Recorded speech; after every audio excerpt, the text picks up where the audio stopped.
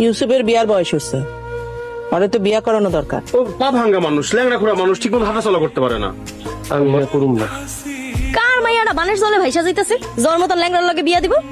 আমরা যখন কেউ বিয়া করতে চায় না, আমিও বিয়া করুম না। মা, ইউসুফ নিজে তো আমাদের উপর খাইতেছে। আবার বিয়ার পরে ওর বউরে আমাকে খাওয়াই দিবে। বৌমা, যার যা রিজিক শেষে নিয়ে আসছে, রিজিকের মালিক একমাত্র আল্লাহ। রিজিকের মালিক আল্লাহ ঠিক আছে, কিন্তু কষ্ট করে তার রুজি আমগরি করতে হয়।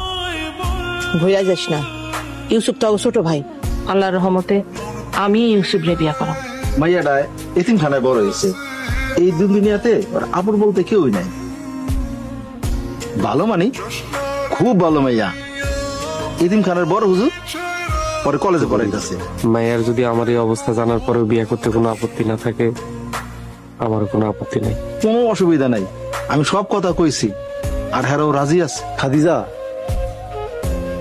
শ্বশুর বাড়িতে গিয়ে ভালো মতো থাকবা। আম্মা, শেষমেশ তুমি ইউসুফরে বিয়ে করাই ছাড়লা?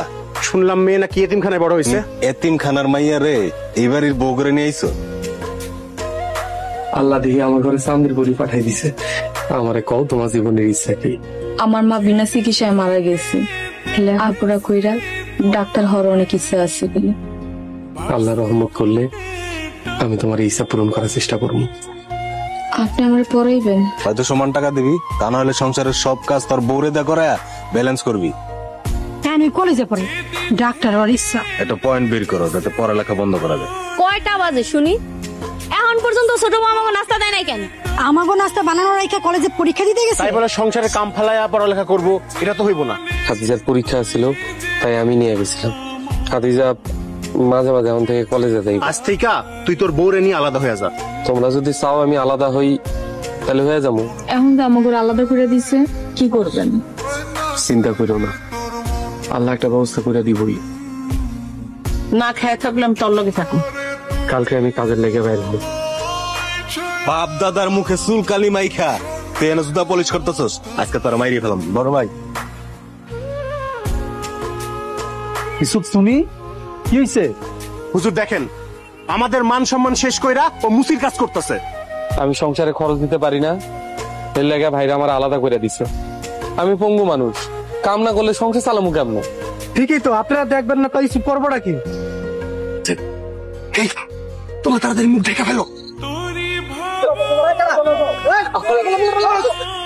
আপনি কি হয়েছে কোন? রাস্তায় কয়েকজন লোক মারতাছিল। কে মারতেছিল?